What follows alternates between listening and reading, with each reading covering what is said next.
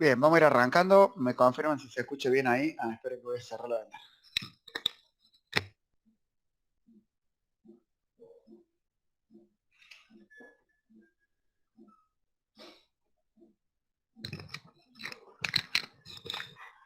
Bien, ahora sí, se escucha bien ahí, ¿no es cierto?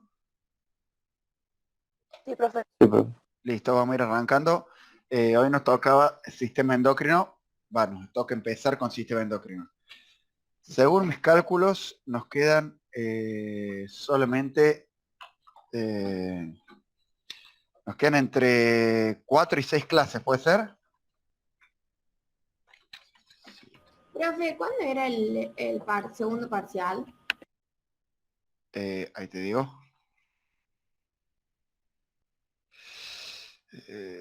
Dame un segundo.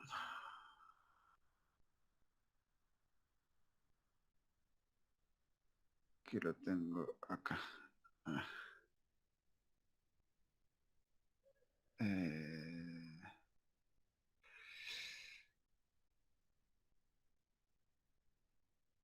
La semana del 25 de octubre. O sea, el 26 de octubre sería. Genial. Por lo cual nos queda solamente la clase, bueno, hoy una clase más de septiembre y una de octubre y ahí tenemos el parcial. ¿Sí? Y después de eso ya nos queda el recuperatorio y el cierre final. Se queda muy poquito. Yo sé que están cansados, pero traten de ponerle pila que ya no queda nada y ahora empieza el tema más complicado de todos, digamos, que es sistema endocrino. Vamos a empezar, sobre todo este tema, si no ven los videos antes de la clase, es un viaje, digamos, les va a costar entender. ¿Sí? Bien, vamos a empezar. Ahí comparto pantalla.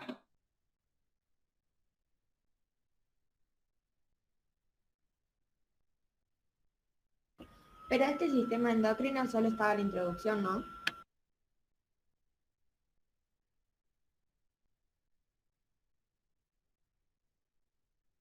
¿Cómo, Brisa? Disculpa, no te escuché.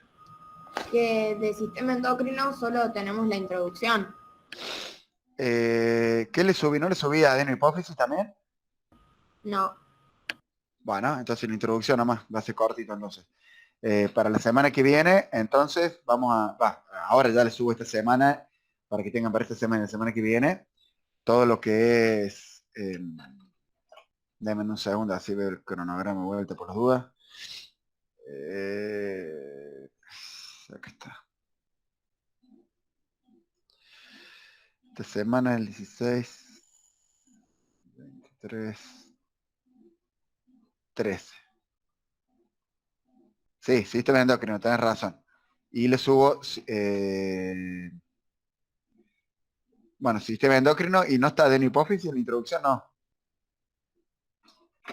Sí, al final de la introducción sale un poquito de hipófisis. Bien, todo eso vamos a ver ahora y ya después le subo hipófisis posterior y tiroides. Y le subo hipófisis posterior. Tiroides, no, vamos a hacer así. Hoy vamos a ver la introducción al sistema endocrino, hipófisis posterior y algo de tiroides. Les voy a explicar más o menos para que después el video le agarren la mano. Y ya se lo subo esta semana y la semana que viene o esta semana igual le subo paratiroides y páncreas, que es para ver la otra semana. ¿Estamos? Bien. Se van a hacer varios videitos, pero porque si no, no vamos a llegar. Bien. Sí, me iba a preguntar algo, Brisa. No, que usted lo suba y nosotros lo vamos haciendo Sí, a sí, medida que... por eso. Compartir pantalla. Ahí está. Bien. Ahí estamos ya, ¿no? Sí. Bien. Lo más importante de... Esperen que baje esto. Ahí está. Lo más importante del sistema endocrino es entender cómo funciona. Lo más importante, esto es importante, pero me refiero, lo primero es tratar de entender cómo funciona el sistema endocrino. Es decir, digamos, sea la hormona que sea, y la complejidad está después en, digamos, cuando empezamos a ver cada una de las hormonas, pero sea la hormona que sea, tenemos que saber que hay una glándula que secreta esa hormona, ¿sí? Que está ubicada en algún lugar específico, que las hormonas viajan por la sangre, ¿sí? Se trasladan por la sangre y que llegan a un órgano diana, que es un órgano diana que puede ser llamado blanco, choque. ¿Qué es el órgano diana o órgano blanco? Es un órgano que es específicamente, tiene receptores específicos para esa hormona. Por ejemplo, si nosotros enviamos desde la, la ADH que sale de la hipófisis, ¿sí? Después veremos si de la neurohipófisis o de la adenohipófisis, y hace efecto en los túbulos renales del riñón, cuando sale la ADH del hipotálamo, que está del hipotálamo, de la hipófisis, que está ubicada en el centro del cráneo, va a viajar por el sistema sanguíneo, ¿sí? Y va a ir pasando por todo el cuerpo hasta llegar a los túbulos renales del riñón, que están ubicados en el riñón, que está ubicado en la parte posterior de la zona media. A través, cuando va viajando por la sangre, digamos, esa hormona específica, va atravesando un montón de órganos y de lugares, y no hace efecto en ninguno. ¿Por qué? Porque el único que tiene, el órgano que tiene receptores específicos para que funcione esa hormona son los túbulos renales del riñón. ¿Se entiende? Entonces, como esquema general, nosotros tenemos que las glándulas, ¿sí?, endócrinas secretan las hormonas que viajan por la sangre y llegan a un órgano que tiene un receptor específico y que produce cambios dentro de las células. ¿De qué células? De las que, sobre las que hace efecto. Y lo que hace digamos, esa hormona que genera cambios intracelulares, genera una respuesta que va a viajar esa respuesta, ¿sí?, a la glándula. ¿Para qué? Para avisarle, ¿sí?, que ya se cumplió el efecto deseado, por lo cual la glándula se deja de secretar. ¿Se entiende? Yo necesito reabsorber agua en los túbulos renales, por dar un ejemplo, no hace falta que se lo sepan ahora. Entonces, ¿qué hace? Mi organismo, se escucha el quilombazo de la impresora, ¿no? ¿O no? No. No, profe. Ah, mejor. A mí me está volviendo loco, se porque tengo que escucha imprimir nada. unas cosas. Estoy imprimiendo mientras doy clase, me está volviendo loco. Ya termino. Entonces, vamos a suponer que el organismo se está deshidratando, es un ejemplo para que entiendan, y necesita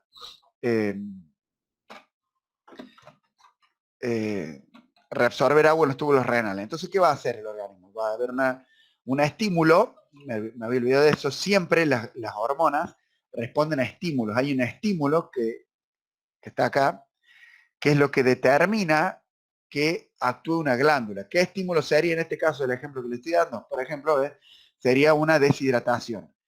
Entonces estimula a las glándulas, ¿sí?, en este caso el hipófisis posterior, a que secrete ADH. La ADH viaja, es una hormona que secreta, que viaja por la sangre, el órgano diana, que serían los túbulos renales.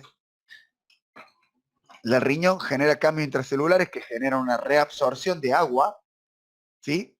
Y la respuesta es cuando yo reabsorbo el agua, ¿sí?, y equilibrio valga la redundancia, el equilibrio electrolítico, la respuesta esta de que se equilibró, se reabsorbió agua, viaja para que el estímulo que generaba la secreción de ADH frene, ¿sí?, y deje de secretar ADH. ¿Se entendió? Sería un caso de retroalimentación negativa que ustedes vieron en el cursillo de ingreso y en primer año seguramente lo repasaron con su profe Funda 1. Vieron que un sistema de retroalimentación negativa era cuando se generaba un estímulo y el organismo generaba una respuesta para eliminar ese estímulo, ¿sí? No, la mayoría de las hormonas actúan de esa manera. Hay hormonas que actúan a partir de un sistema de retroalimentación positiva. A algunos se les ocurre un caso, siempre lo damos en el cursillo, de retroalimentación positiva a nivel hormonal. Por más que no hayan visto una hormona, seguramente se lo han mencionado. ¿No? ¿Ni idea? ¿Saben lo que sería la retroalimentación positiva, al menos, o no? Tampoco. Bueno. La retroalimentación negativa es aquella en las cuales el estímulo que generó la respuesta es frenado por la respuesta. Cuando se equilibra o cuando se resuelve la situación que generó el estímulo, la respuesta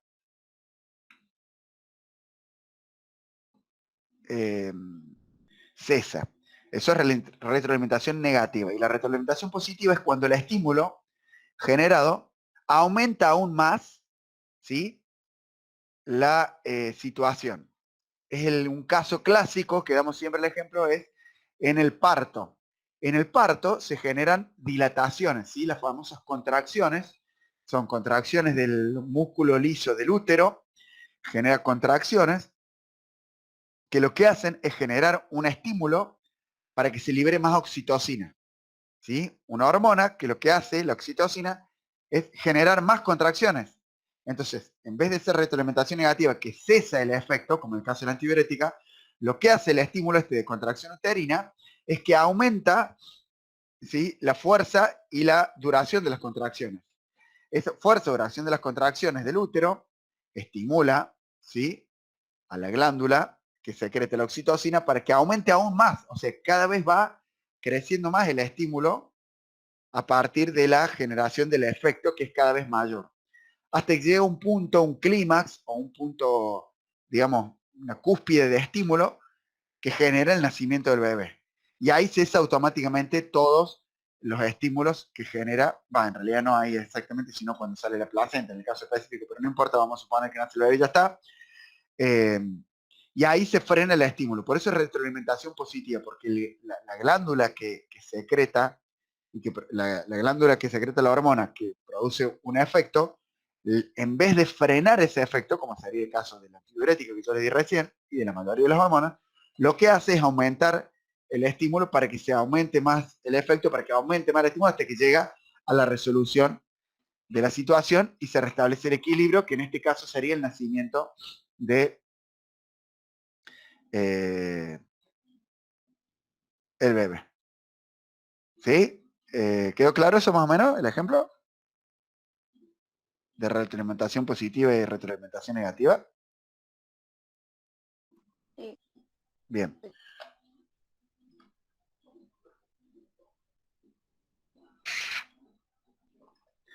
Hay, bueno, esto es lo que le decía yo, es la especificidad que tiene el receptor, que el receptor ese de determinada hormona es específico, ¿sí?, de la hormona de la que estamos hablando.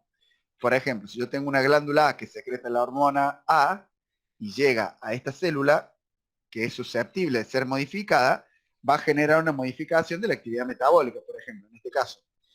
Pero de repente la glándula B secreta, vamos a suponer, qué sé yo, la insulina, no voy a decir insulina, la hormona de crecimiento llega a los túbulos renales y no va a generar ningún tipo de efecto, salvo el que está preparado para hacer si es que tuviera órganos diana, ¿se entiende? Entonces va a llegar la hormona B a la misma célula que la hormona A generaba cambio metabólico y no va a generar ningún cambio porque digamos, la célula esa no tiene los receptores específicos para esa hormona, que es lo que explicaba recién. Hay diferentes tipos hay diferentes clasificaciones de hormonas, ¿no es cierto? Es como cuando hablamos de músculos que podemos clasificarlo en si eran estriado o liso, pero hay otra clasificación que es si tiene un solo vientre muscular, si tiene dos, y hay otra clasificación, y hay diferentes tipos de clasificaciones para una misma categoría. En este caso, las hormonas se clasifican, en la clasificación que le estamos dando a nosotros, en hidrosolubles y liposolubles. ¿Cuál es la importancia de estas, digamos? La importancia es la de la manera en que van a actuar. Las hormonas hidrosolubles, ¿sí?, como dice su nombre, son solubles en agua. Y las liposolubles son solubles en grasa. ¿Cuál es la característica que tienen las hidrosolubles?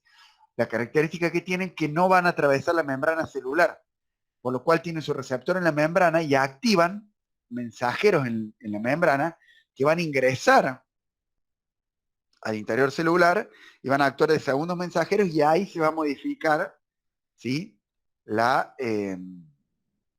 digamos, la función celular o la situación celular. En cambio, las liposolubles atraviesan la membrana. ¿Por qué creen que las liposolubles atraviesan la membrana y las hidrosolubles no?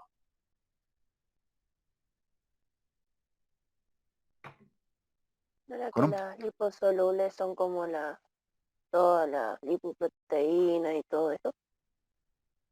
Se eh, asemejaba más a la estructura y entonces ya la membrana está bien, permitía pasar a eso, en cambio las hidrosolubles va no. por ahí. La membrana celular, ¿sí?, está compuesta de lípidos, ¿sí? ¿Se recuerdan? Que tenía una bicapa fosfolipídica. Por lo Ah, sí. cual, al ser soluble en grasa, en lípidos, las hormonas liposolubles pueden atravesar la membrana porque está compuesta de lípidos, de fosfolípidos, ¿sí? Entonces, los receptores de las hormonas liposolubles están ubicados en el núcleo, ¿sí?, o en el citoplasma. Y desde ahí cumplen la función. ¿Cuál es la importancia de esto? Que la acción de las hormonas liposolubles son más rápidas, ¿sí? Entonces, tenemos los dos ejemplos: receptor en la membrana, activa el segundo mensajero, o receptores liposolubles que ingresan directamente al interior celular. ¿Cuáles son los mecanismos de acción? Tenemos dos tipos de activación. Una es el segundo mensajero, ¿sí?, que es las hormonas, que son las hidrosolubles, que tienen un receptor en la membrana celular, que activan los segundos mensajeros, ¿sí? Y ahí producen modificaciones de las actividades enzimáticas, o pueden metérsela al núcleo, y actuar desde ahí, eso es lo importante. Y las otras, que son la activación del núcleo, que son las que directamente atraviesan la membrana plasmática y producen la modificación a nivel celular, ¿sí? Es como una repetición de lo mismo, explicado específicamente. Vamos a ver un montón, ¿no?, de glándulas, ¿sí? Las que vamos a ver son todas estas. ¿Cuál es el problemita que tenemos con todas estas? ¿Sí? Es que, digamos, nosotros acá tenemos la hipófisis secreta hormonas, pero ¿cuál es el problema? Que secreta un montonazo de hormonas que vamos a ver, ¿sí? Y que a la vez la hipófisis va a hacer y va a generar hormonas que van a actuar específicamente sobre las glándulas suprarrenales, sobre los ovarios, testículos y tiroides, ¿sí? Entonces, la hipófisis secreta hormonas. Algunas cumplen su función o acción por sí mismas, digamos, salen de ahí y van a un órgano diana. Y otras, muchas de las otras, lo que hacen es que son secretadas por la hipófisis, pero su órgano diana, son otras glándulas endocrinas, que a su vez secretan hormonas. ¿Se entendió? Por ejemplo, la hipófisis va a secretar adenocorticotrofina, ¿sí?, que va a actuar sobre las glándulas suprarrenales y va a hacer que las glándulas suprarrenales secreten catecolaminas, por ejemplo, ¿sí? Pero encima de eso tenemos como el gran CEO, digamos, como el gran director de la orquesta, que es el hipotálamo. El hipotálamo lo que va a ser generar, digamos, hormonas que van a actuar sobre la hipófisis. Son hormonas o factores liberadores que van a actuar sobre la hipófisis, que va a secretar hormonas, la hipófisis, que van a actuar sobre otras glándulas endocrinas. ¿Se entendió eso? Cuando nosotros le preguntemos, por ejemplo, cuál es, por darles un ejemplo, cómo es el funcionamiento o cuál es la vía hormonal, por ejemplo, del cortisol, por ejemplo, ustedes van a tener que decir que el hipotálamo tiene un factor liberador de adenocorticotrofina que actúa sobre la hipófisis. La hipófisis, estoy hablando de una de las más complejas, o el camino más largo. La hipófisis libera adenocorticotrofina, que va a la glándula suprarrenal, que libera cortisol. Que el cortisol va y va a actuar sobre su órgano diana, por ejemplo, el tejido muscular. ¿Me siguieron hasta ahí? Profe, Bueno, entonces si participa la hipófisis sí o sí, participa el hipotálamo, porque del hipotálamo depende. Lo entendí mal. en la mayoría de los casos sí, a veces no, pero en la mayoría de los casos sí podríamos decir que sí. ¿Sí? Bien, en función de lo que les acabo de explicar, ¿cuál es la función, digamos, la relación que hay entre el hipotálamo y y la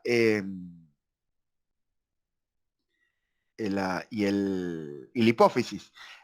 Hay una relación neuroendocrina, o sea, se comunica a través del sistema nervioso y a través del sistema circulatorio. Si hay vasos sanguíneos, el hipotálamo se comunica a través de vasos sanguíneos, ¿sí?, con el lóbulo anterior de la hipófisis o adenohipófisis, y por fibras nerviosas con el lóbulo posterior de la hipófisis o la neurohipófisis. Se llama neurohipófisis porque la forma de comunicarse que tiene con el hipotálamo es a través de fibras, de fibras nerviosas. ¿Se entendió?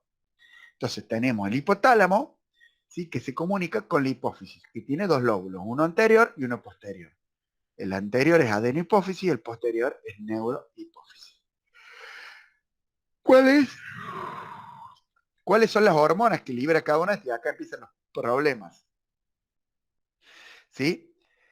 Habíamos dicho que el hipotálamo se comunica a través del sistema sanguíneo con la adenohipófisis y por el sistema nervioso con la neurohipófisis.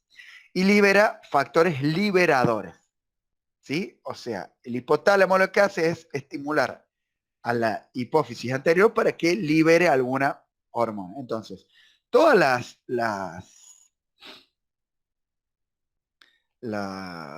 estoy trabazo, las siglas que tienen las hormonas en general nos suenan raro, ¿sí? Porque están en inglés, ¿sí? Está en la bibliografía, la mayoría está en inglés. Entonces ustedes van a ver PRL, van a ver ACTH, y PRL es prolactina, por ejemplo. ACTH es adenocorticotrofina. La GTH, por ejemplo, es hormona de crecimiento, que es growing, ¿sí? Que en inglés. Ustedes lo tienen que saber como quieran. Lo ideal es que sepan las siglas porque después en el examen, si no lo pueden preguntar, no hay drama, por lo menos conmigo, pero en el examen por ahí para abreviar no le ponemos la adenocorticotrofina, ponemos ACTH, ¿sí? Entonces, ¿qué hormona secreta la adenohipófisis o hipófisis anterior? Prolactina, perdón, eh, factor liberador de prolactina, y después la hipófisis anterior va a liberar prolactina. Factor liberador, el hipotálamo estoy hablando, ¿no? Lo que está acá es del hipotálamo. Factor liberador de adenocorticotrofina, la hipófisis anterior libera adenocorticotrofina. Va a liberar factor liberador de hormona de crecimiento, la adenohipófisis va a liberar la hormona de crecimiento. Además, ¿sí? Además, va a liberar la hipófisis anterior, ¿no? La folículo estimulante y la hormona luteinizante, ¿sí? Que tienen sus funciones, ya la vamos a ir viendo cada una. ¿Sí? O sea que no solamente, como decía la compañía recién, que todas liberan el hipotálamo, todas las que liberan la hipófisis, primero tienen un factor liberador en el hipotálamo. Bueno, no todas, acá tenemos un ejemplo del folículo estimulante y luteinizante. ¿Sí? La factor liberador de tirotrofina, la adenohipófisis libera tirotrofina. ¿Sí? Factor liberador de somatotrofina, factor liberador de somatotrofina. Y la hipófisis posterior libera ADH, el ejemplo que yo les daba recién, la antidiurética, y oxitocina. ¿Sí? Que, como ven, ¿sí? No tienen factores liberadores del hipotálamo en la neurohipófisis, sino que directamente libera sus hormonas que van a actuar directamente sobre los órganos diana. ¿Sí? Otro ejemplo. ¿Sí? La somatotrofina, ¿sí? Es lo mismo que hormona de crecimiento. ¿Estamos de acuerdo? Perdón, acá cometí un error. Acá les dije hormona de crecimiento y esto es gonadotrofina. ¿Sí? Entonces tenemos que la adenohipófisis libera factor liberador de gonadotrofinas, y las gonadotrofinas son la folículo estimulante y la luteinizante. Y por otra parte, factor liberador de somatotrofina u hormona de crecimiento, growing hormone. Acá está. Me equivoqué recién, les pido disculpas. ¿Sí? Somatotrofina y hormona de crecimiento es lo mismo. Y growing hormone es lo mismo. Entonces, habíamos dicho que siempre necesitamos un estímulo. ¿Sí? Vamos a dar un ejemplo clásico que nos toca de cerca a los profes de educación física. Yo voy al gimnasio, hago un trabajo de sobrecarga, de fuerza, ¿sí? Y el trabajo de fuerza, de sobrecarga, lo que va a generar es un estímulo, ¿sí? Entonces, el hipotálamo va a generar factor liberador de hormona de crecimiento. ¿Qué va a hacer el hipotálamo? Va a mandar el factor liberador de hormona de crecimiento a la adenohipófisis. La adenohipófisis va a liberar hormona de crecimiento. La hormona de crecimiento va a ir a su órgano diana, que es la fibra muscular. Va a generar un estímulo que va a hacer aumentar, ¿sí?, la masa muscular. Y ese aumento de masa muscular, ¿sí?, o de síntesis proteica en este caso, va a generar, le va a avisar, digamos, al hipotálamo que ya aumentó la masa muscular, que ya generó un aumento, una síntesis proteica, entonces se va a dejar de liberar la hormona de crecimiento. ¿Se entendió el ejemplo o no? Sí, Sí, profe. Es como muy complejo desde el punto de vista, digamos, si no lo vieron nunca, en realidad yo sé que se entiende, lo que pasa es que estoy buscando el otro power, lo que pasa es que es mucha información, digamos. Entender se entiende, el tema de aprendérselo después. Bien.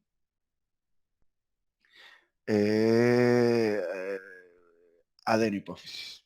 Bien, ¿se entendió eso? Ahora vamos a ver, eso fue como un pantallazo general, ahora vamos a ver la adenohipófisis, que se lo voy a subir después. De la diapositiva actual. Qué bueno. Para. Acá estamos.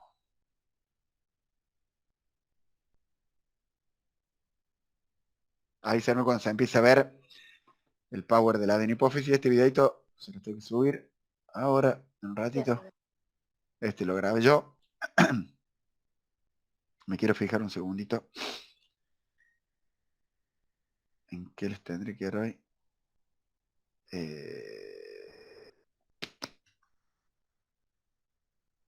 Para no trazarnos. Entonces, vamos a ver. ¿Cuánto consiste? Sí. Hoy es 13, ¿no? 14. 14, perfecto. Adenopófisis, hipófisis posterior y tiroides. Todo eso tenemos.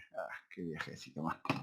Vamos con la adenopófisis. Esto es exactamente lo mismo que vimos recién. ¿Sí? Así que no lo voy a repetir. ¿Sí? La relación entre el hipotálamo con la adenopófisis a través del sistema circulatorio y con la neurohipófisis a través del sistema nervioso. Vamos a ver ahora la adenopófisis, ¿sí?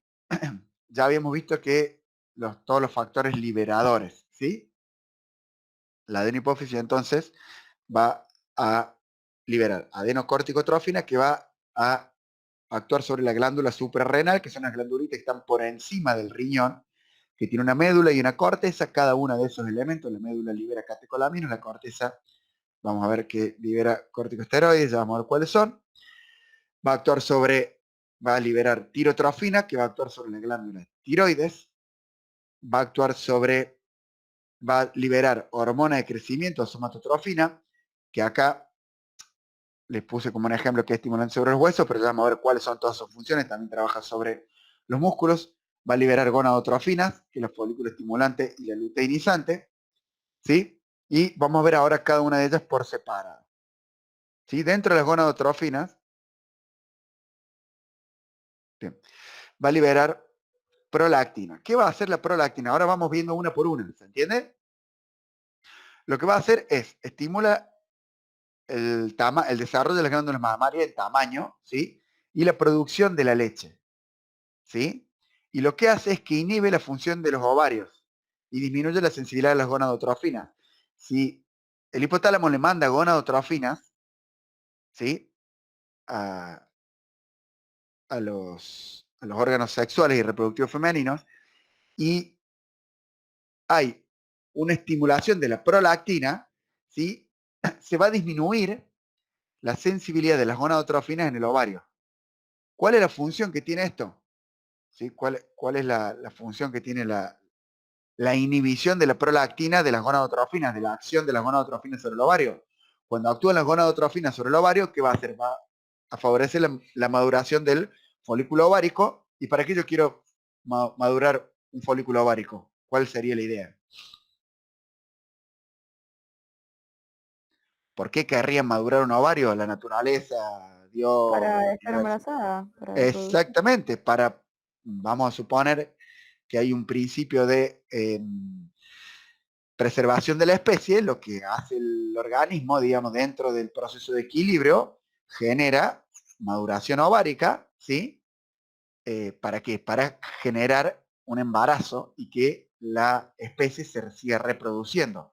¿Por qué la naturaleza haría que cuando se estimula el desarrollo de las glándulas mamarias y la producción de leche, no se estimule la maduración del ovario? ¿Por qué creen que haría eso la naturaleza?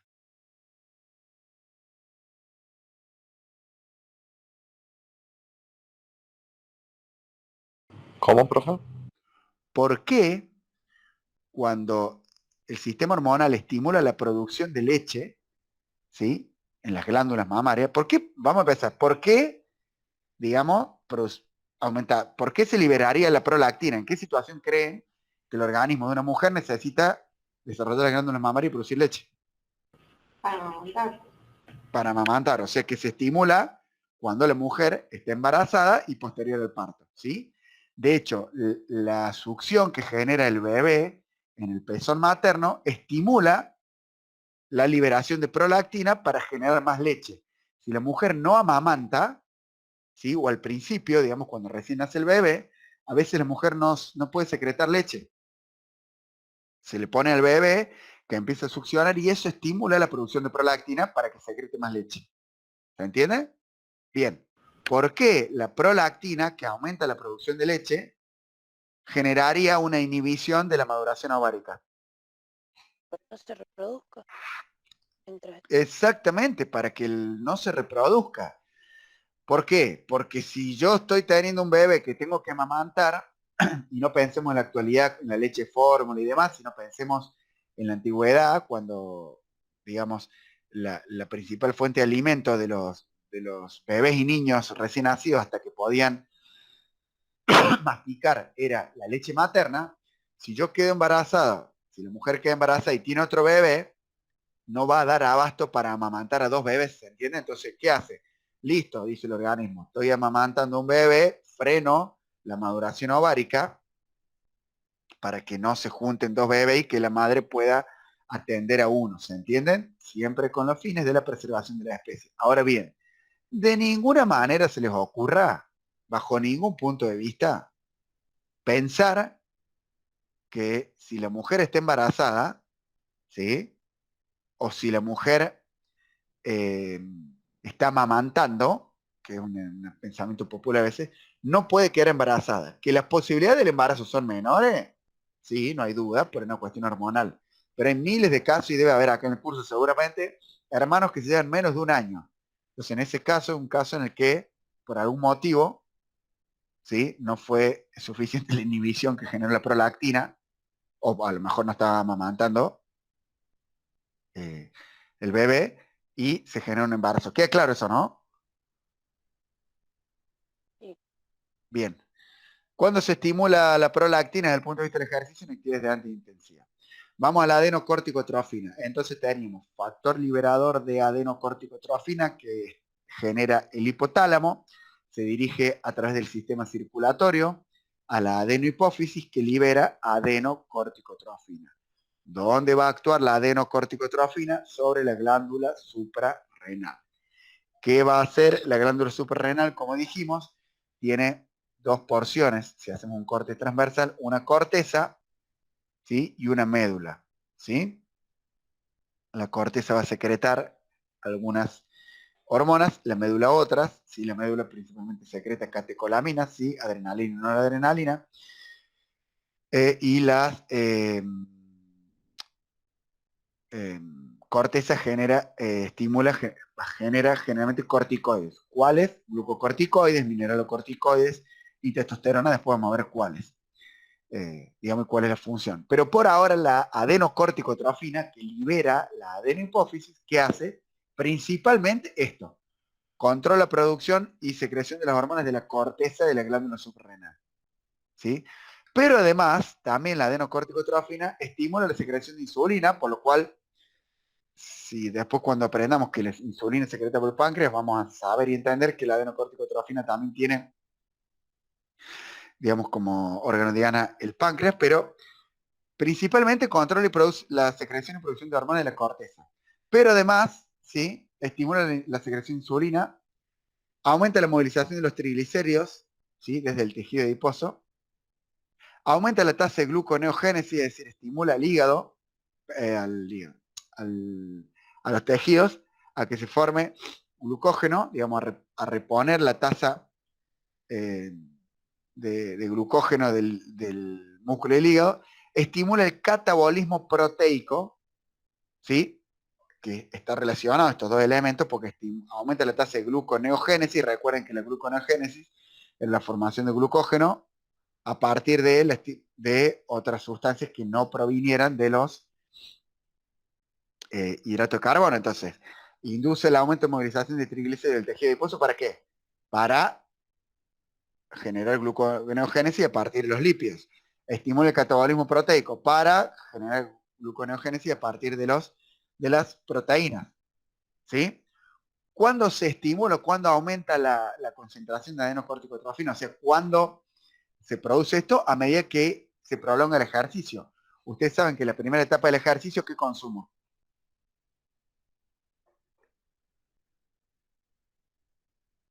¿Qué sustrato energético consumo? Ya lo vimos en las primeras etapas del ejercicio.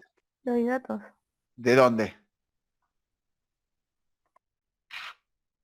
Está Los bien la hidratos de respuesta. carbono. Está bien, pero muy general.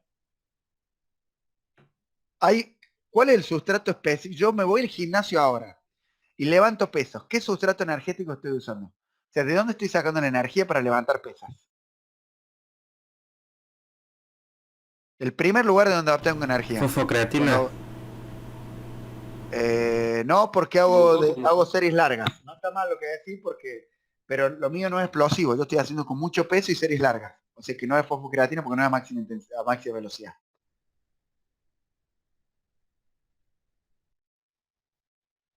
El glucógeno, Glucógeno el glucógeno muscular. muscular, profe. Repasen lo anterior porque esto va integrado. El glucógeno muscular. Lo primero que uso es el glucógeno muscular. Luego, si se sigue prolongando el ejercicio y yo agoto el glucógeno muscular, no es lineal, ¿no? Voy usando de todo un poco, pero rápidamente tengo a disposición el glucógeno muscular del músculo utilizado. Luego, ¿qué empiezo a utilizar?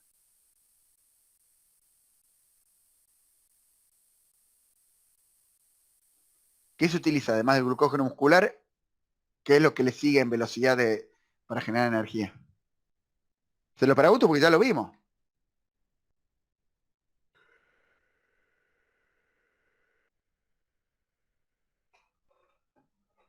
¿Nadie?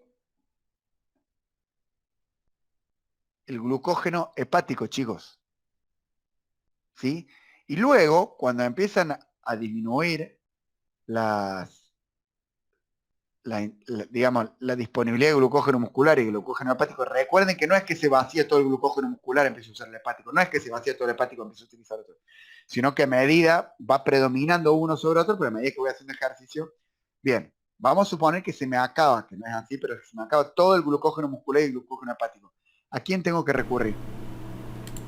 A las proteínas. A las proteínas A la- que se rompieron digamos, la contracción muscular y de qué más antes de las proteínas.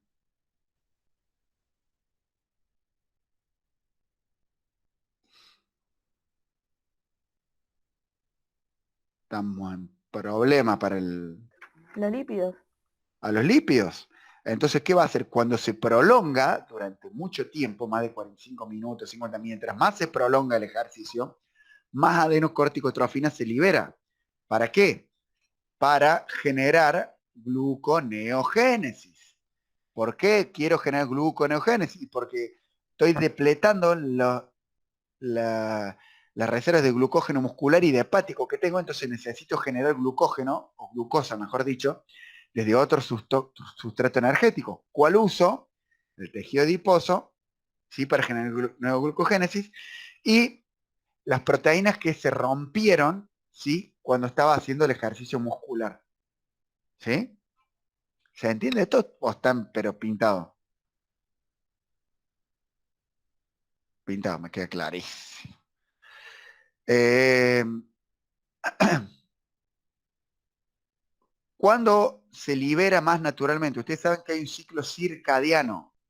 El ciclo circadiano es un ciclo biológico natural, ¿sí? Que tiene que ver con el funcionamiento de nuestro organismo durante el día. Hay momentos del día en que yo estoy más activo y en los que estoy menos activo. Hay momentos en que órganos funcionan a mayor, digamos, con mayor funcionalidad. Hay otros con menor funcionalidad, si bien todos funcionan todo el tiempo, pero hay picos de funcionamiento de diferentes órganos, ¿sí? Por ejemplo, la temperatura corporal aumenta por la tarde, ¿sí? Aún en condiciones normales en que no tenga fiebre, a la tarde aumenta la temperatura corporal y disminuye a la madrugada, ¿sí? Por eso es que si yo me acuesto a dormir en la noche y por ahí es como que no tengo tanto frío, es porque naturalmente mi temperatura corporal está aumenta y después como a las 4 o 5 de la mañana me agarra frío. Me tapo, digo, pero ¿cómo si la temperatura no es tan diferente? Más de que baja la temperatura en la madrugada, pero bueno, es porque la temperatura corporal disminuye por la mañana. Por eso, cuando uno está enfermo, los picos de fiebre más elevados se dan por la tarde, por dar un ejemplo. ¿Sí? Las hormonas funcionan de igual manera, tienen horarios de funcionamiento más intensos, funcionan siempre y ante determinados estímulos, como por ejemplo el ejercicio, digamos, se va a estimular la liberación. Pero si yo no hago actividad física, de todas maneras voy a tener más elevada por la mañana la adenocorticotrofina, ¿sí? Y más disminuida por la noche. ¿Estamos? Bien.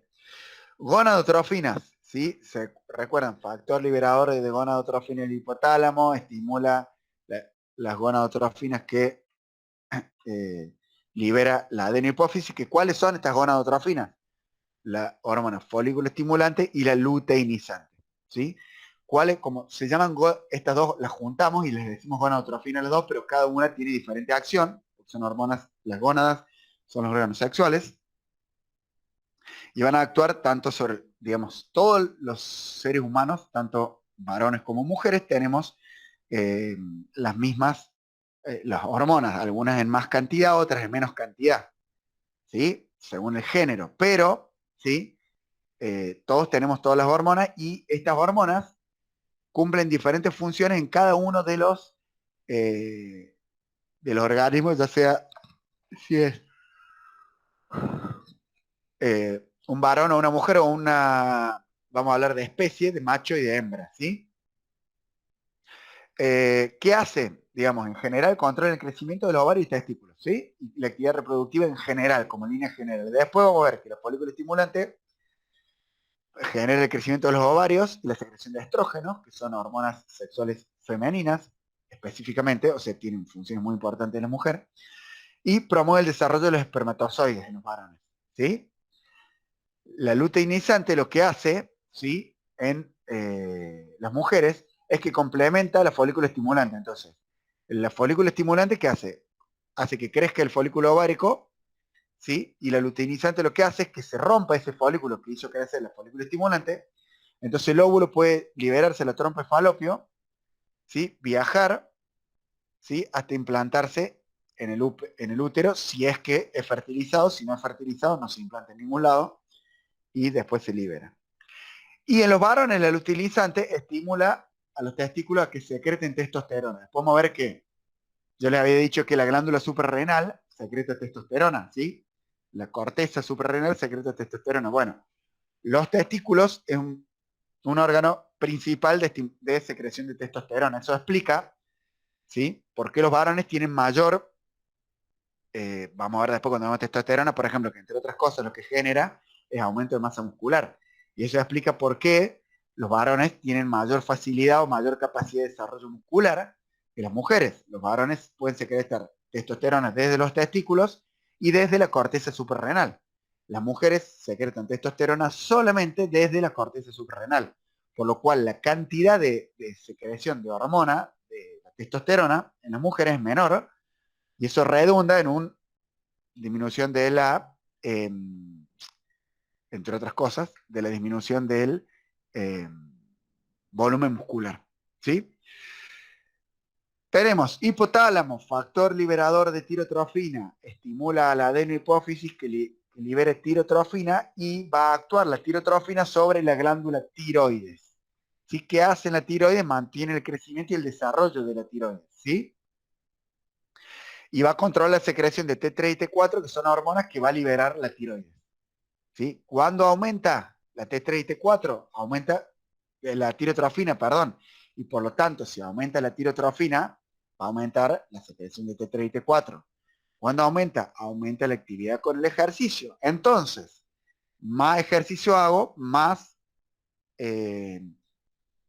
tirotrofina voy a liberar, más estimulación de la glándula tiroides voy a tener, entonces más secreción de T3 y T4 voy a tener.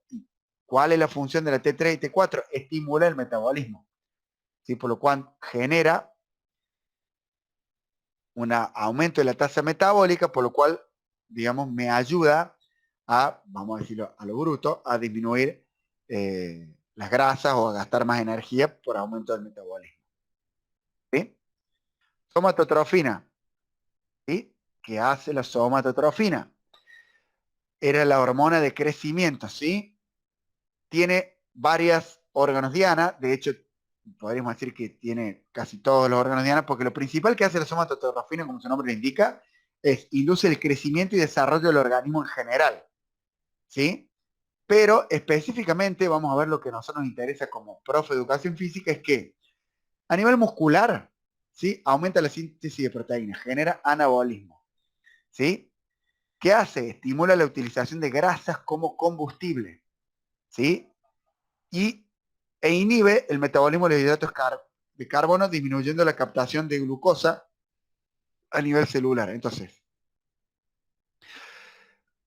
si yo genero liberación de somatotrofina, acá también tenemos el mismo proceso, no lo dije, hipotálamo, factor liberador de somatotrofina, va a la adenohipófisis. La adenohipófisis libera somatotrofina, la somatotrofina genera síntesis de proteína a nivel muscular y aumenta la utilización de las grasas como combustible. ¿Cómo lo hace? Lo que hace es que inhibe el metabolismo de los hidratos de carbono, ¿sí? Entonces, disminuye la captación de glucosa.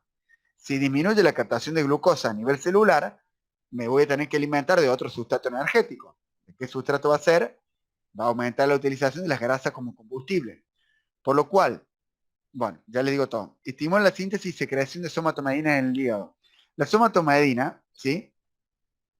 Es como un tipo de hormona que libera un factor de crecimiento que es muy parecido a la insulina, pero que no actúa sobre la insulina. Permite el ingreso de las grasas a la célula para ser utilizadas como, digamos, facilita el metabolismo de las grasas. Por lo cual, si yo tengo una persona obesa, ¿qué debería tratar de, de que genere para tratar de bajar de peso? Eso lo van a ver en EFA después, pero...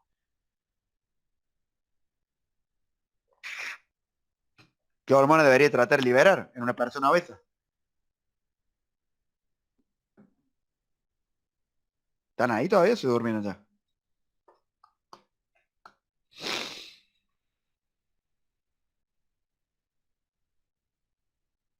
¿Hay alguien ahí? ¿O estoy hablando solo acá? No, sí, intenten seguir el video. La clase. 6, 7, 11. Bien, denme un segundito. Ahí sigo. Lo que va a hacer, ¿sí? Lo que debería hacer es estimular la liberación de somatotrofina. ¿Por qué? Porque la somatotrofina, vuelvo a insistir, aumenta la utilización de grasas como combustible. ¿Sí? Cuando se libera la somatotrofina en ejercicio, aumenta cuando hago ejercicio, obviamente, y aumenta mientras más intenso sea el ejercicio, ¿sí?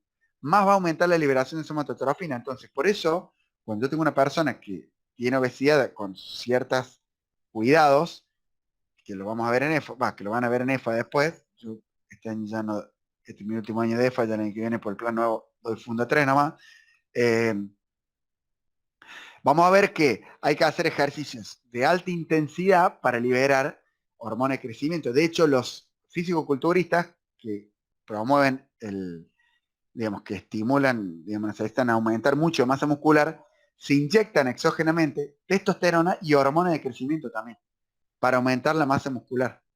¿Sí? Porque lo que hace la somatotrofina es que aumenta la síntesis de proteína, ¿sí? Y disminuye aumenta la síntesis de proteína y aumenta la utilización de grasa. Entonces aumenta el volumen muscular y disminuye el perfil lipídico.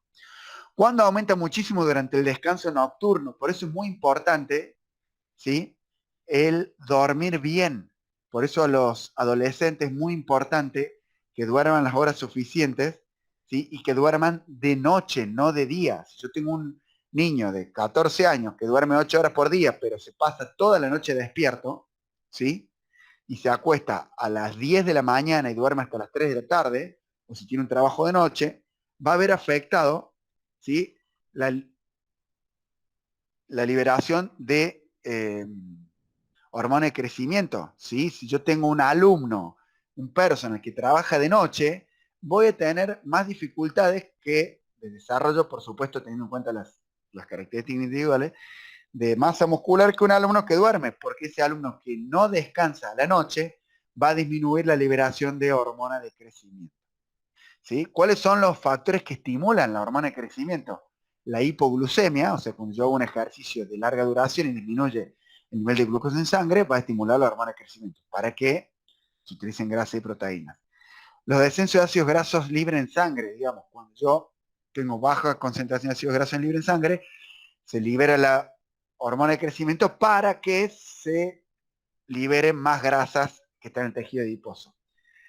Cuando hay aumento de ácidos grasos en sangre, también estimula que se libere más lípidos para hacer frente a la demanda metabólica. Cuando hay estrés, se libera la hormona de crecimiento, entonces va a decir, bueno, pero el estrés es bueno, ¿sí? Para aumentar la masa muscular, entonces por todo lo que estamos diciendo, sí, pero cuando hablamos de este estrés no hablamos del estrés sostenido en el tiempo, el estrés mental, sino que hablamos de un estrés mecánico que genera, por ejemplo, las contracciones musculares. ¿Sí?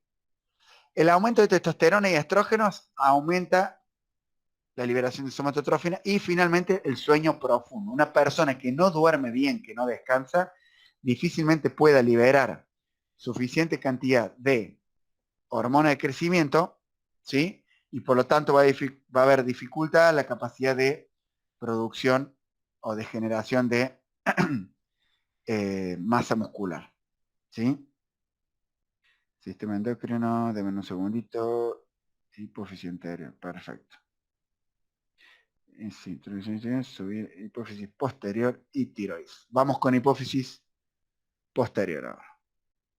Que esto es lo que no... Ya sé que estamos viendo... Tiroides, paratiroides. Hipófisis posterior, acá está. Bien.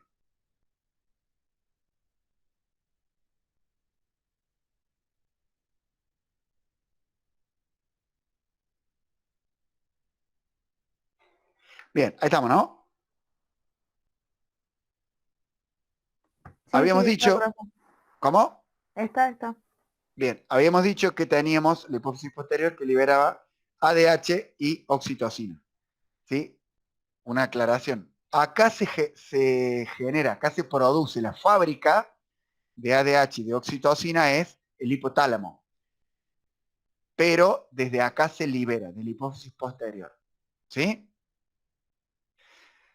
ADH y oxitocina, ya lo dijimos muchas veces. Vamos a ver ahora qué es lo que hace la ADH y la oxitocina y dónde funciona.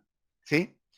La ADH a veces también se llama vasopresina. ¿Sí? Vamos a ver ahora por qué se llama vasopresina. ¿Sí? Porque también le dicen vasopresina. Entonces, se produce en el hipotálamo, ¿sí? Se guarda, ¿sí? En la neurohipófisis y de acá se libera. ¿Cuáles son los órganos diana? ¿Sí? Estoy viendo, me acabo de cuenta que se lo clavó en inglés al... Bueno, igual se lo explicamos nosotros y se entiende bastante. Pero la Eli lo hizo este. ¿Cuáles son los órganos diana de la vasopresina o antidiurética? Que era el ejemplo que yo les daba allá cuando empezamos. ¿Sí? El nefrón, el riñón, dentro del riñón los nefrones, y dentro del nefrón los túbulos colectores donde va pasando la orina, y cuando la orina, si el órgano necesita, va a verterse, digamos, los uréteres para liberarse y orinar, lo que hace es sacarle el agua, digamos, para que se quede dentro del organismo. Y si yo me saco el agua, saco el agua y va a la sangre el agua, ¿qué va a pasar con el volumen sanguíneo? Si yo tengo más volemia, sistema cardiovascular, que supuestamente ya vimos, ¿qué va a pasar con la tensión arterial?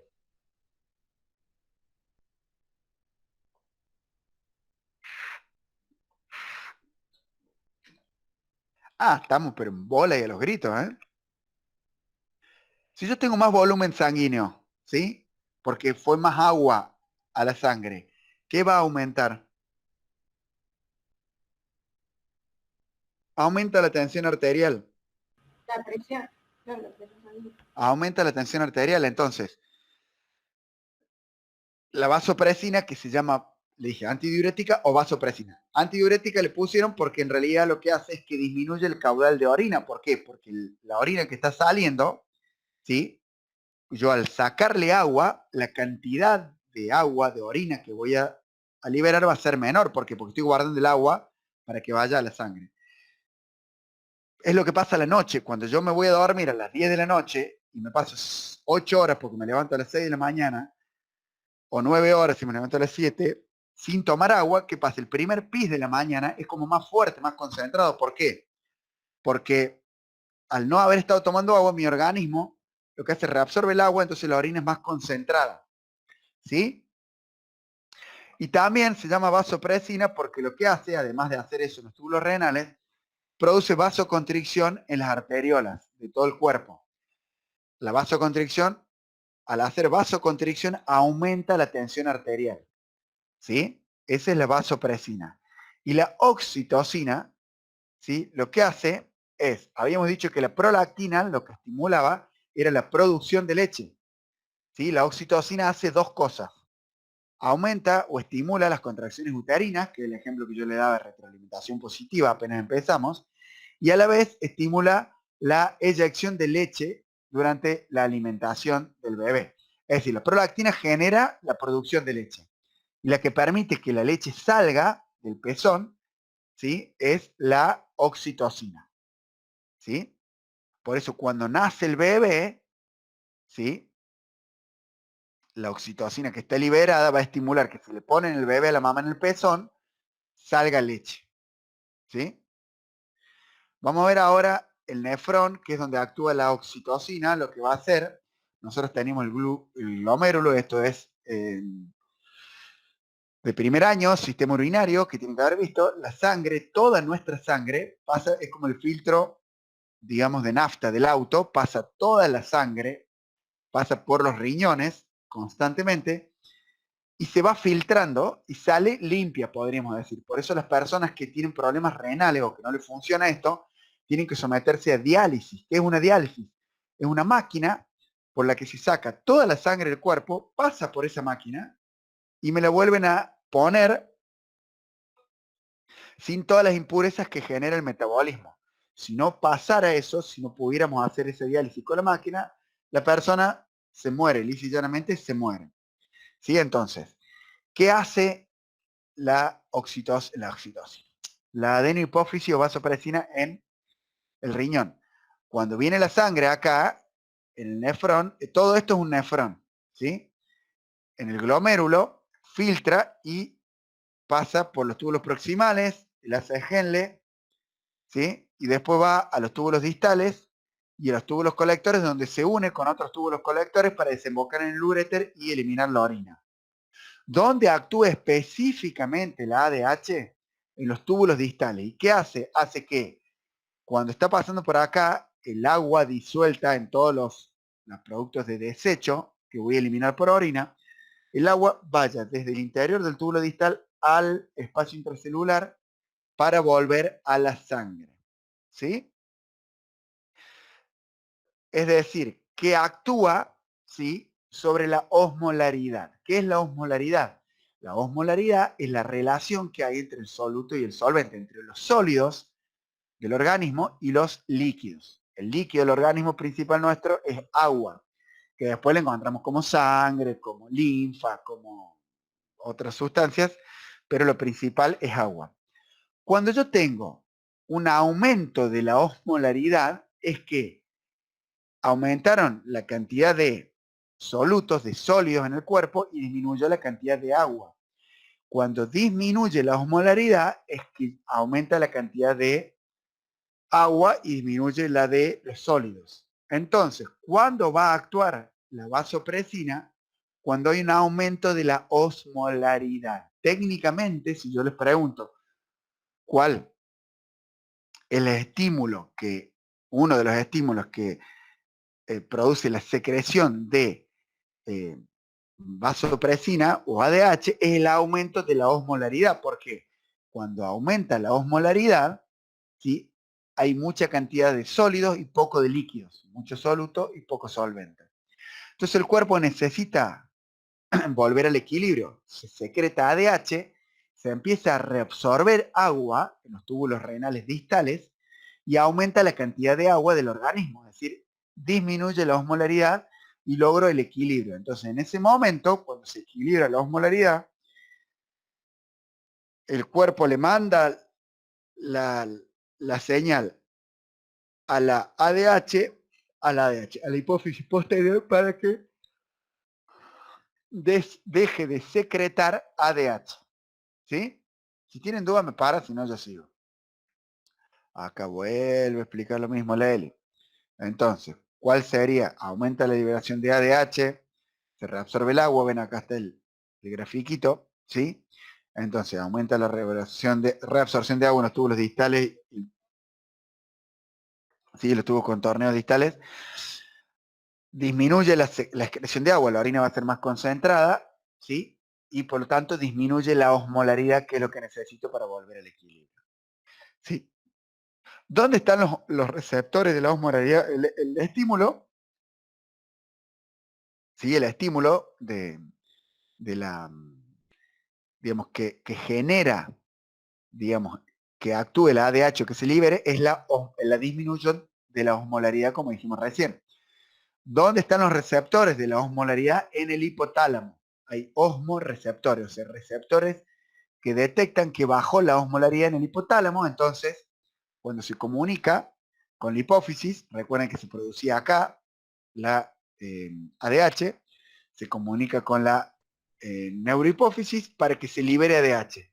Cuando se libera y se produce la reabsorción de agua, ¿sí? Aumenta la osmolaridad, entonces el hipotálamo deja de producir ADH, ¿sí? Para generar la reabsorción de agua. ¿Cómo vamos? Sé que lo estoy quemando. Vamos a ver lo último, que es tiroides, que es bastante... Bueno, no es simple, es... Qué bola. ¿Estoy compartiendo ahí o no? No. No.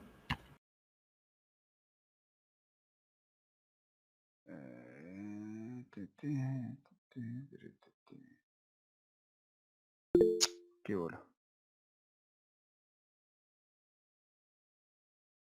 Bien, ahí sí, ¿no? Confírmenme que estoy compartiendo. Bien, último Sí, tema de hoy. Y terminamos. Entonces teníamos factor liberador de tirotrofina, del hipotálamo, ¿sí? De la adenohipófisis, que hacía que la adenohipófisis libere tirotrofina. La tirotrofina va a la tiroides y la tiroides va a secretar T3 y T4. ¿Sí? ¿Dónde está la tiroides? En la zona del cuello, ¿sí? Por debajo y a los laterales de la tráquea. ¿Cuáles son las hormonas que secreta? ¿Sí? Secreta T3, T4, ¿sí? Y calcitonina, ¿sí? Entonces, tenemos la glándula tiroides, ¿sí? Y en la zona posterior tienen como unos globulitos, ¿sí? Que son las glándulas paratiroideas, ¿sí? Que vamos a ver todos juntos, tiroides y paratiroides, ¿sí? ¿Cuál es la T3 y T4? ¿Qué hace, mejor dicho? ¿Sí? Tiene efectos sobre el metabolismo, ¿se acuerdan que yo le había dicho? Y las células diana de la T3 y T4 son todas las células del cuerpo, ¿sí? Actúa sobre todas las células del cuerpo, ¿sí? ¿Qué hace? Aumenta la tasa metabólica basal, es decir, que hace que aumente el gasto calórico basal.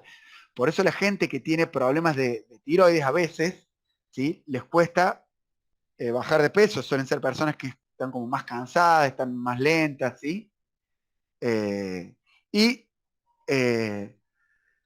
suele ser por disminución o por falta de secreción o algún problema de hipotiroidismo, o sea, disminución de la actividad de la tiroides. ¿Sí?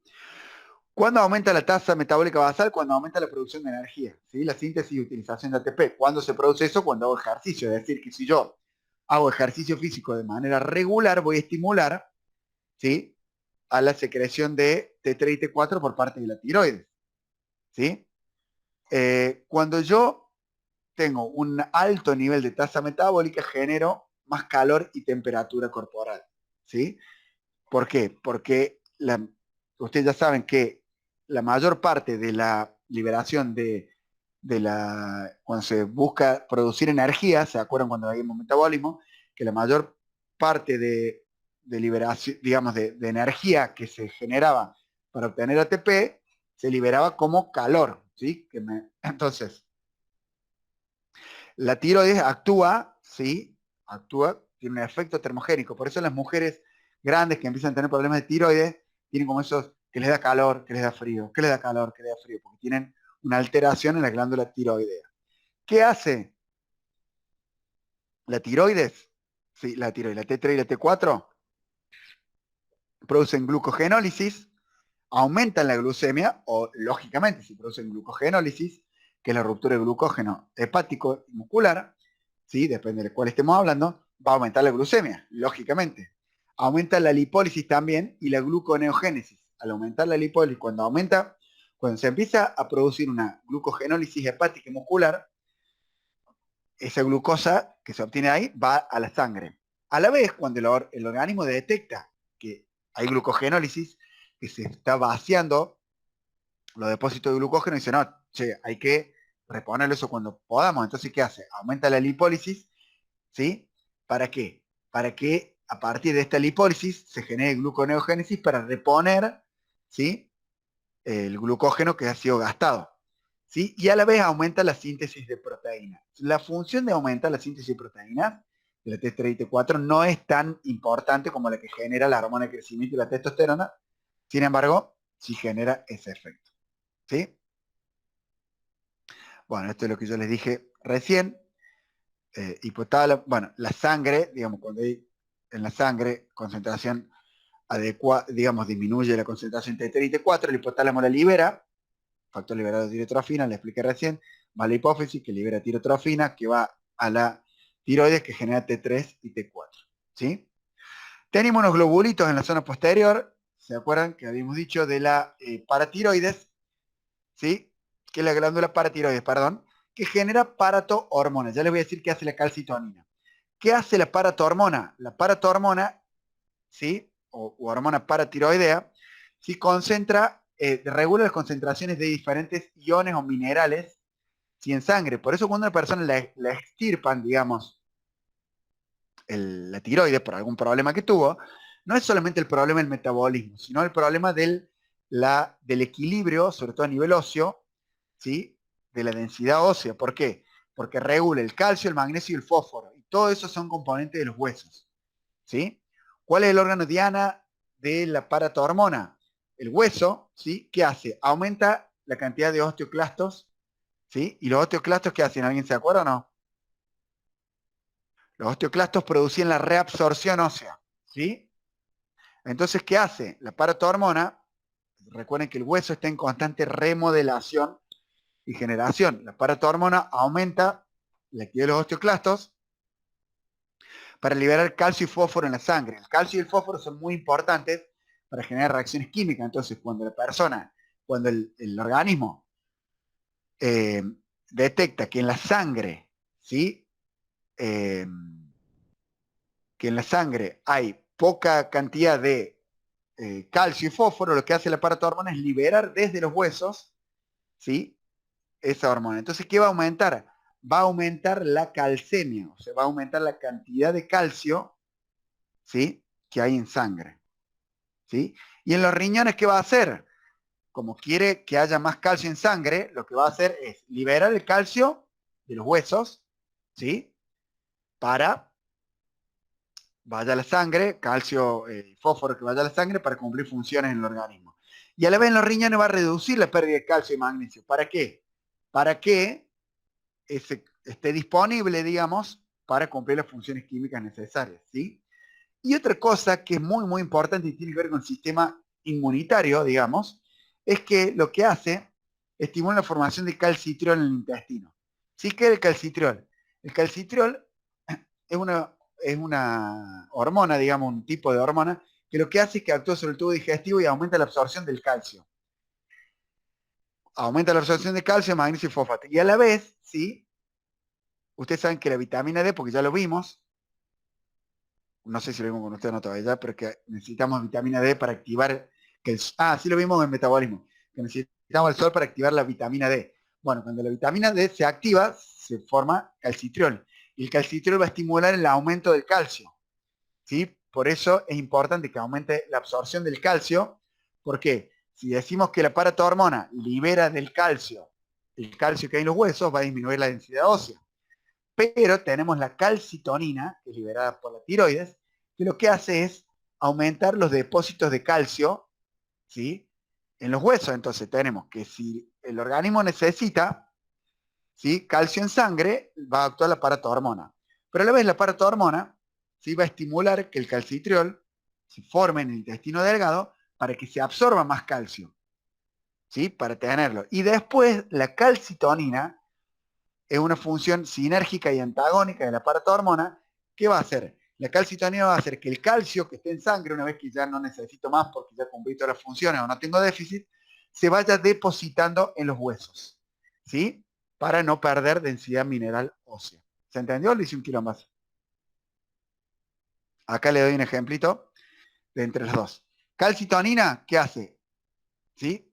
Cuando veo que se aumentaron los niveles de calcio en sangre, los saca de la sangre, ¿sí? Y los lleva al hueso. Entonces disminuye los niveles de calcio en sangre, es decir, que disminuye la calcemia. ¿Sí? ¿Qué hace? Hace que el calcio que está en la sangre se deposite en los huesos. Y la paratormona hace lo contrario. Saca calcio de los huesos, ¿sí? Para que vaya a la sangre, pero lo que hace también estimula el calcitriol para que se aumente la absorción del calcio. ¿Sí? Entonces actúan de manera sinérgica. Es como un transportador. Y amplíame la pregunta, Guada, la afirmación más que la pregunta. Porque si la calcitonina lleva el calcio de la sangre, lo lleva a los huesos, y el calcitriol hace viceversa, es como No, que... el calcitriol no. El calcitriol lo que hace es que aumenta la absorción del calcio en sangre. Ahí está. La paratormona es la que hace viceversa. Eso es. ¿Sí? Pero no es que la transporte, está buena la pregunta, no es que que la agarre y la lleva, sino que cuando detecta eso, hace que sistémicamente eso se deposite en los diferentes huesos. ¿Se entiende? El calcio es necesario, ¿ustedes se acuerdan cuando vieron contracción muscular? La troponina C, ¿se acuerdan? Que se unía al calcio para generar y girar y unirse la actina y la miosina y todo eso que ya vieron en primer año. Bueno, Sí. o sea que lo necesito para las contracciones musculares. Entre otras, para las contracciones musculares del corazón. Si no me moriría, ¿se entiende? Entonces, a un déficit de calcio, ante una digamos, mala alimentación, ¿qué va a hacer el organismo? Va a priorizar la paratormona, va a sacar calcio para que esté circulando en sangre para la función del organismo, ¿se entiende? A la vez va a estimular el calcitriol para que se absorba más calcio, pero si la persona no está consumiendo calcio, ¿se entiende? Alimentos ricos en calcio, por más que aumente la absorción de calcio, si no consumo calcio no puede entrar, ¿se entiende eso o no? Entonces, ¿estamos hasta ahí, Guada? Sí, se entendió. Entonces, la calcitonina lo que va a hacer si yo consumo cantidad adecuada de calcio es que se deposite en los huesos. Cuando yo no me alimento bien, el cuerpo prefiere mantener la vida, entonces disminuye la densidad mineral ósea. Y así pasa en zonas donde no hay buena alimentación, chicos que se fracturan con mucha facilidad. ¿Sí? Chicos de primaria que se caen y se fracturan, si están desnutridos, si tienen dificultad en la alimentación, por este tema. ¿Sí? Y después eso vuelve a pasar en la edad adulta, los adultos mayores, sobre todo en las mujeres cuando se produce la menopausia, ¿sí? ¿Qué genera? Los osteoclastos y los osteoblastos están en constante trabajo, ¿sí? Cuando uno es más joven, hay mayor actividad osteoblástica, o sea que se produce más matriz ósea, que osteoclástica, o sea que se reabsorbe menos. Pero a medida que uno va creciendo, se van equilibrando, ¿sí? Y cuando se produce la menopausia, los osteoclastos le empiezan a ganar esa peleadita a los osteoblastos. Y por eso se produce lo que es la osteoporosis o osteopenia, ¿sí? En las mujeres después de los 50 años aproximadamente, de manera regular.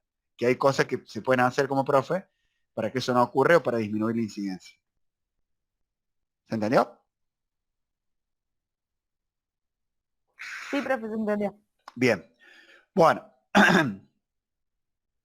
Estamos listos por hoy. Yo ahora ya en este preciso instante le subo esto que no le había subido, las clases estas. Y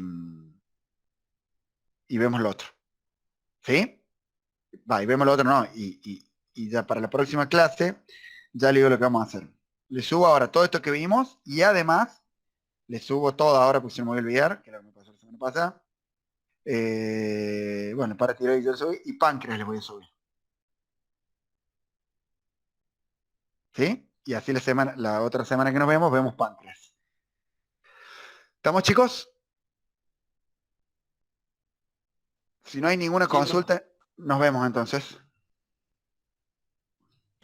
Bueno, chao, Listo. profe. Nos vemos, chicos. Que- Que anden bien, gracias.